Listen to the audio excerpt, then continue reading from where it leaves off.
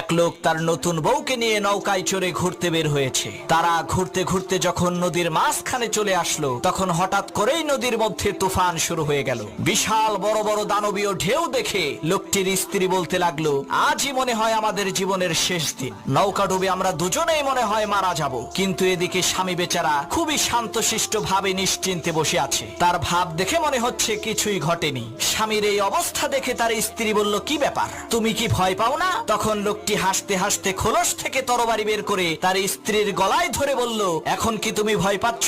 তখন তার স্ত্রী বলল, কি বোকার মতো কথা বলো, ভয় পাবো কেন? তরবারিটা তো তোমার হাতে, আর আমি জানি তুমি আমাকে অনেক ভালোবাসো। তখন সেই লোকটি বলল, ঠিক একই ভাবে এই ঝড় তুফান সবকিছুই আল্লাহর হাতে, আর আমি জানি আমার আল্লাহ আমাদেরকে অনেক ভালোবাসেন। আমার এই তরবারির নিচে তুমি যেমন নিরাপদ, ঠিক একই ভাবে মহান আল্লাহ তাআলার দেওয়া এই ঝড় তুফানের মাঝেও আমরা তেমনই